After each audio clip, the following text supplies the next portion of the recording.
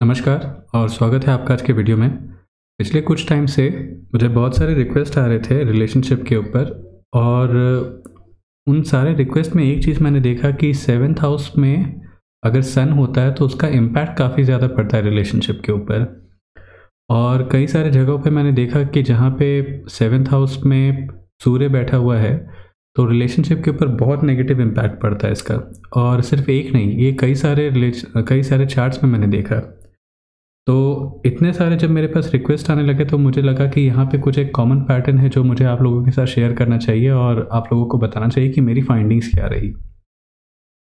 तो सबसे पहला तो ये, अगर हम लोग ऐसे जनरल एनालिसिस में देखें तो सन का अगर सेवन्थ हाउस में प्लेसमेंट होता है तो सबसे पहला चीज़ ये कि सन क्या करता है कि आपका ईगो उस हाउस से रिलेट कर देता है जहाँ पे वो बैठा होता है। तो मान लीजिए कि अगर सन यहाँ पे सेवन्थ हाउस में बैठा है तो आपका जो ईगो है वो इस पे डिपेंडेंट हो जाता है कि सामने वाला इंसान किस तरह से बिहेव कर रहा है, उसका एटीट्यूड कैसा है, उसका बिहेवियर कैसा है। तो कुछ लोग होते हैं ना कि लोगों के साथ इस तरह से बिहेव करते हैं कि भाई तुमने ऐसा क्यों कर दिया, तुमने ऐसा क्यों बोल दिया, तुमने ऐसा क्यों किया। तो ये तो सामने वाले के प्रतिक्रिया के ऊपर इनका रिस्पॉन्स काफ़ी हद तक रहता है कि काफ़ी हद तक ये उस पर डिपेंडेंट होते हैं। तो सन ऐसा समझिए कि आपका ईगो है, सेवन्थ हाउस में हो गया तो इंटरपर्सनल रिलेशन ये सब में आपका ईगो चला जाएगा। और यहाँ पे मैंने देखा कि सन यहाँ पे सेवन्थ हाउस में बैठ करके क्यों रिलेशनशिप को हैम्पर करता है, क्यों रिलेशनशिप को ख़राब करता है। और क्योंकि जैसे कि हमारे बहुत सारे ऋषि मुनि ने कहा था कि सेवन्थ हाउस में जो सन है वो उसको नाश कर देता है, उस भाव को जला देता है। तो जलाने का अर्थ एग्जैक्टली ऐसा नहीं था कि वो जल जाता है, इन अ वे ये हो जाता है कि अगर आप इस बात से हाइपर हो जाते हैं कि सामने वाला कैसे बिहेव कर रहा है तो ऑब्वियस सी बात है कि आपका जो गुस्सा है वो इस पे डिपेंड करेगा कि आसपास के लोग कैसे, और आसपास के लोग अगर अच्छा बिहेव करेंगे तब जा कर के आपका जो आचरण है वो अच्छा होगा। तो इसमें ऐसा है, अगर मैं इन अ वे कहूँ तो सेवन्थ हाउस में सन जो होता है तो वो ऐसा नहीं कि आपको पार्टनर ख़राब मिलता है। इंस्टेड यहाँ पे ऐसा होता है कि आपका जो बिहेवियर होता है रिलेशनशिप के तरफ वो ख़राब होता है। आप काफ़ी ज़्यादा ईगोइस्टिक होते हैं, आप काफ़ी ज़्यादा इम्पल्सिव होते हैं चीज़ों को लेकर के, और हर एक चीज़ में आपको रिएक्ट करना होता है। तो ये एक मेजर प्रॉब्लम होता है जब मैंने देखा कि ये सेवन्थ हाउस में सन होता है। और यहाँ पे मैंने देखा कि बहुत सारे जो मेरे डिवोर्स केसेस भी आए, जो मैंने देखा कि लोगों को जब डिवोर्स हुआ है तो वहाँ पे सेवन्थ हाउस में सन भी देखा था। बहुत सारे रिलेशनशिप का देखा जहाँ पे रिलेशनशिप चल नहीं पाया तो वहाँ पे सेवन्थ हाउस पे सन था। और कई जगह पे ऐसा था कि जहाँ पे जिनकी शादी नहीं लग पा रही थी तो वहाँ पे भी सेवन्थ हाउस पे सन था। तो कुछ केस स्टडीज़ लेते हैं और केस स्टडीज़ लेकर के आपको समझाते हैं कि सेवन्थ हाउस में सन किस तरह से मैरिटल लाइफ को या रिलेशनशिप को इम्पैक्ट करता है। स्क्रीन पर जो आप कुंडली देख रहे हैं ये मेरे पास मेरे एक क्लाइंट थे, उनके थ्रू आया। तो यहाँ पे अगर आप देखें तो सेवन्थ हाउस में सन है। अब यूजुअली एक केंद्र का स्वामी दूसरे केंद्र में बैठा हो तो ख़राब नहीं होता, प्रॉब्लम यहाँ पे नहीं है। लेकिन जब आप बहुत सारे चीज़ों को इन डेप्थ जा करके देखोगे तब आपको समझ में आएगा कि इस कुंडली में एक्चुअली में प्रॉब्लम है क्या। तो सबसे पहली चीज़ तो ये कि यहाँ पे जो सेवन्थ लॉर्ड जो बनता है वो यहाँ पे मंगल नीच का होकर के बैठा हुआ है। दूसरा ये कि यहाँ पे सन एज ए सेड कि यहाँ पे अगर राशि स्वामी है वो नीच का हो जाए तो यहाँ पे सन का जो इम्पैक्ट है वो नेगेटिव आ जाता है, वो ख़राब प्रभाव देने लग जाता है। दूसरा ये कि रिलेशनशिप का जो आपका जो इंटरपर्सनल रिलेशन का जो आपका जो व्यवहार होता है या फिर आप किस तरह से चीज़ों को हैंडल करते हो वो काफ़ी हद तक डिपेंड करता है कि आपका फिफ्थ लॉर्ड कहाँ पे बैठा हुआ है। तो यहाँ पे अगर फिफ्थ लॉर्ड आपका अगर सिक्स्थ हाउस में बैठा हुआ है सिक्स्थ लॉर्ड के साथ तो ये दिखाता है कि आपका रिलेशनशिप होगा, बहुत टाइम होगा, बहुत जल्दी होगा और उसके बाद बहुत फ्रीक्वेंटली वो ब्रेक होता रहेगा। तो ये बड़ा इशू यहाँ पे आ जाता है। तो इस कारण से यहाँ पे इन सज्जन का हुआ क्या कि बहुत फ्रीक्वेंट इनका रिलेशनशिप होता रहता था, फिर ब्रेकअप होता रहता, फिर होता रहता, फिर ब्रेकअप होता रहता था।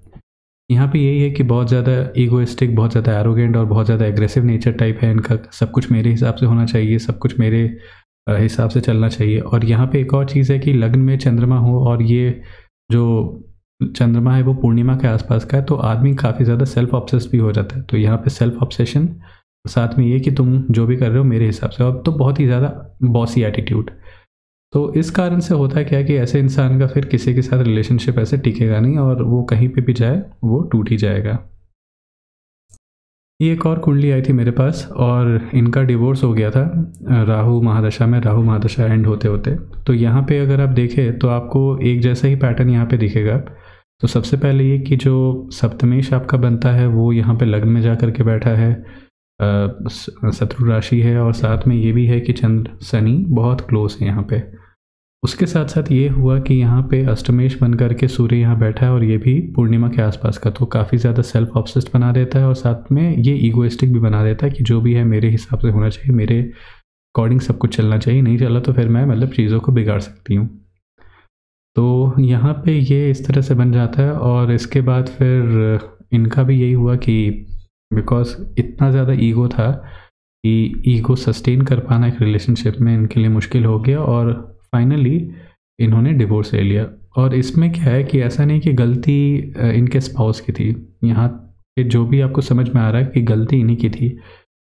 जो जिस तरह से ये चीज़ों को हैंडल कर रही थी उसी हिसाब से, उसी चीज़ों को देखते हुए दिख रहा है कि गलती इन्हीं की थी। ये एक और केस मेरे पास आया था और यहाँ पे भी अगर आप देखें तो सेम सर्कमस्टांसेस यहाँ पे भी बन रहे हैं। राहु और सूर्य अगर साथ में हो जाए तो फिर यहाँ पे इम्पैक्ट और ज़्यादा ख़राब हो जाता है। तो यहाँ पे क्या होता है कि सूर्य राहु, तो राहु क्या करता है कि कहीं पे भी आप बैठा हो तो वहाँ पे आपका एनर्जी फोकस कर देता है। मतलब कि आप हर बात पे लोगों को आप जवाब देना चाहते हो, हर बात पे आप रिस्पॉन्स देना चाहते हो, सामने वाला कैसा बिहेव कर रहा है उस पर आपका काफ़ी ज़्यादा ईगो सेंटर्ड हो जाता है ये।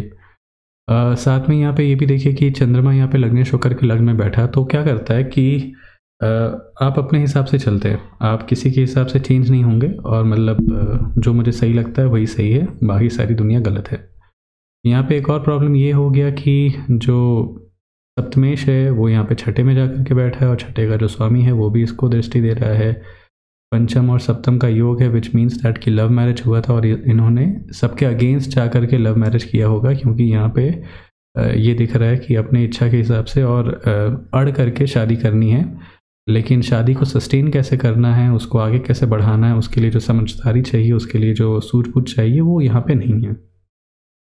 तो यहाँ इनके लिए भी यही हुआ था कि हालात डिवोर्स के बहुत पास चले गए थे। मतलब ऐसा समझिए कि हस्बैंड एंड वाइफ अलग रह रहे हैं और ऐसा हो रहा है कि ये लोग अभी तक डिवोर्स नहीं हुए लेकिन अलग ही रह रहे हैं। इनका क्वेश्चन मेरे पास आया था, इन्होंने पूछा था कि क्या हम लोग साथ में रह पाएंगे, तो मैंने बोला कि नहीं, अगर इन केस अगर आप साथ आ भी जाते हैं तो सिचुएशन ऐसा बनेगा कि आप लोग फिर से अलग हो जाओगे। ये एक और चार्ट आया था मेरे पास, यहाँ पे भी सेम सिचुएशन है। यहाँ पे एक और चीज़ मैं आपको बताना चाहता हूँ कि अगर आपका जो सप्तमेश है वो बहुत ज़्यादा अगर प्रॉब्लम में रहा और तब जा कर के अगर सूर्य यहाँ पे सप्तम भाव में बैठा है तब बहुत ज़्यादा ख़राब इम्पैक्ट होता है। लेकिन इन केस अगर आपका सप्तमेश अच्छा हो जाता है, अच्छे पोजीशन पे है और वापस सप्तम भाव को दृष्टि दे रहा है, कुछ अच्छा योग यहाँ पे बन रहा है, तो फिर शायद इतना लीथल नहीं होता है। यहाँ पे देखिए कि सप्तम भाव में सूर्य नीच का होकर के बैठा है और सप्तमेश और षष्टेश दोनों एक साथ होकर के यहाँ पे अष्टम भाव में बैठे हैं, जिसमें कि चंद्रमा और राहु मोरलेस ये नीच का हो गया। तो यहाँ पे ये दिखाता है कि इनके लाइफ में रिलेशनशिप्स तो बहुत सारे आएंगे, मल्टीपल आएंगे, क्योंकि यहाँ पे बुध का भी प्लेसमेंट हो गया, लेकिन वही कि जितने भी रिलेशनशिप आएंगे वो सब के सब एक के बाद एक टूटते चले जाएंगे। और ये क्या करेंगे कि रिलेशनशिप को एक तरह से बहुत ख़राब तरीके से हैंडल करने वाले। तो यहाँ पे ये है कि उसको बचा पाना या फिर उसको ठीक कर पाना बहुत मुश्किल हो जाता है। और होता क्या है कि जब आपका सप्तमेश नीच के किसी ग्रह के साथ बैठ जाता है तो आप रिलेशनशिप को बहुत अनएथिकली हैंडल करते हो, तो उसमें एथिक्स और मोरल जो है वो बहुत नीचे चला जाता है और इस कारण से ये होता है कि फिर आपका रिलेशनशिप चल नहीं पाता। तो यहाँ पे भी ये तो इतने सारे केसेस हुए जहाँ पे सूर्य जब सप्तम भाव में बैठा था तो फिर रिलेशनशिप लोगों का चल नहीं पाया। मैं एक ऐसा केस दिखाता हूँ जहाँ पे सूर्य के 7th हाउस में होने के बाद भी रिलेशनशिप अच्छा चला। तो स्क्रीन पर जो आप कुंडली देख रहे हो तो यहाँ पे क्या है कि सूर्य यहाँ सप्तम भाव में बैठा हुआ है और यहाँ पे उच्च का होकर के बैठा हुआ है। इनके केस में क्या है कि कोई ऐसा प्रॉब्लम नहीं है और यहाँ पे अगर देखें तो एक अच्छा योग बन रहा है कि दशम का स्वामी और एकादश का स्वामी दोनों में आपस में दृष्टि संबंध है और ये पूर्णिमा का जन्म है। तो यहाँ पे ये योग है वो थोड़ा पॉजिटिव हो जाता है। तो इन अ वे इंसान का थोड़ा कमांडिंग नेचर है और चाहता कि हर चीज़ अपने हिसाब से हो। लेकिन उसके साथ साथ एक पॉजिटिव एस्पेक्ट यहाँ पे ये हो गया कि जो इनका सप्तम का स्वामी है वो यहाँ पे अष्टम में बैठा है, और ये भी एक अच्छा योग बना रहा है क्योंकि ये दो केंद्र और त्रिकोण का स्वामी यहाँ पे शनि होकर के दूसरे भाव में बैठ करके मंगल को वापस से दृष्टि दे रहा है, विच मीन्स दैट कि इनकी लव मैरिज हुई थी, लेकिन साथ ही साथ लव मैरिज अच्छा भी इनके लिए रहा। और क्योंकि यहाँ पे कोई ऊंच का ग्रह जब बैठ जाता है तो फिर वो अच्छा फल देने लग जाता है। हालांकि लग्न में पाप कत्री योग है और सप्तम में भी पाप कत्री योग है, वो एक खराब एस्पेक्ट होता है। बट क्योंकि अगर आपकी बुद्धि अच्छी होती है और बुद्धि के बेसिस पे अगर आप अच्छे डिसीजंस लेते हो तो होता क्या है कि फिर वो आपके लिए पॉजिटिव तरीके से काम करने लग जाता है, जो कि इस केस में हुआ। तो ओवरऑल ये था एनालिसिस मेरा सन इन द 7th हाउस के ऊपर। यूजुअली जो होता क्या है कि ये इंसान को इगोइस्टिक बना देता है, लेकिन अगर आप बुद्धि अच्छे तरह से यूज़ कर रहे हो और उसको उपयोग इस तरह से ला रहे हो कि फिर वो आपको आगे बढ़ने में हेल्प करे और आपका भला करे, तो फिर यहाँ पे ये अच्छा भी इम्पैक्ट कर देता है। बट यूजुअली मैंने लोगों का देखा कि वो बहुत ज़्यादा वल्नरेबल होते हैं किसी ख़राब एस्पेक्ट को लेकर के, तो वहाँ पे वो चीज़ उनके लिए काम नहीं करता। तो ये था मेरा overall analysis. Hope you like the video. Let me know what you want to see next. See you in the next video. Bye.